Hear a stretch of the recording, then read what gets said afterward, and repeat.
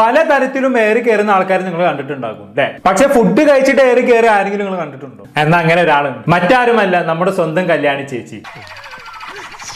ആളീ അടുത്ത് ഏറുന്ന് ഇറങ്ങിയിട്ടുള്ളൂ എന്ന് എല്ലാവർക്കും അറിയാലോ അല്ലെ? അതിന്റെ അടുക്ക് പിന്നെയും കയറി. ചേച്ചിക്ക് ഇത് തന്നെയാണോ ഹോബി എന്ന് തോന്നുന്നു.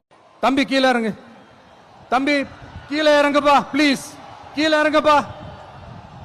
കല്യാണി ചേച്ചി ഫുഡ് കഴിക്കുന്ന നിങ്ങൾ കാണണം മക്കളെ. പട്ടി പോലും വെള്ളം കുടിക്കൂല, അമ്മാതിരി തീറ്റയാണ്. ഓവർ എക്സ്പ്രഷൻ ഒക്കെ ഇട്ട് ആകെ ചളമാക്കി വെച്ചിട്ട്. ഒരു കൈവതം നിങ്ങളൊരു കാര്യം കാണിച്ചു തരാവേ. ഇതുണ്ടോ? അയ്യോ തൂകുന്നു. നീ കാണിച്ചു തരാം. തിന്നുക ഉറങ്ങുക ഇത് തന്നെ പണി. അതൊക്കെ എന്താ നിസ്സാര പണിയാണോ?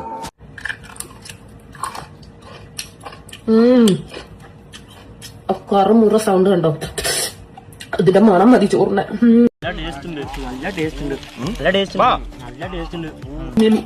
ആഹാ, കൊള്ളാലോ പരിപാടി. ഇതിപ്പോ കല്യാണിന്റെ ഹസ്ബൻഡിന് ലാഭമായല്ലോ. ആൾക്കൊന്ന് കണ്ണിമാങ്ങ മണിപ്പിച്ചു കൊടുത്താൽ മതി, ഒരു പ്ലേറ്റ് ചോറങ്ങൾ അടിച്ച് കയറ്റിക്കോളും. ആളെ പോറ്റാൻ വലിയ ചെലവൊന്നുമില്ല എന്ന് തോന്നുന്നു.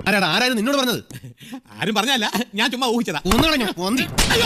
തിന്നണ കാര്യത്തിൽ മാത്രമല്ലോ ഈ ലാഭിക്കല്. ആളെ മേക്കപ്പിനും സ്കിൻ ട്രീറ്റ്മെന്റിനും ഒക്കെ ആയിട്ട് നല്ല ചെലവാണ്. 50 രൂപ 50 വയസ്സുണ്ടെങ്കിൽ എന്തൊക്കെ ചെയ്യാം.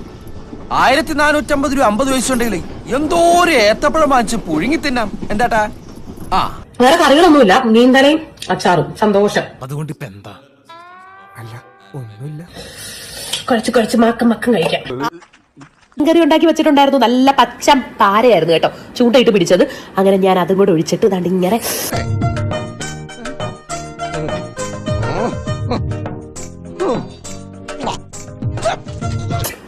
എമ്മിയായിരുന്നു കേട്ടോ. ഇരുന്ന് ഇങ്ങനെ മൃഷ്ടാനം ഞാൻ കഴിച്ചു.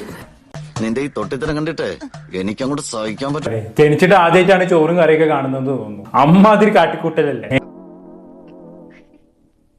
അപമാനിച്ച് ഞാൻ പോയിക്കോട്ടെ.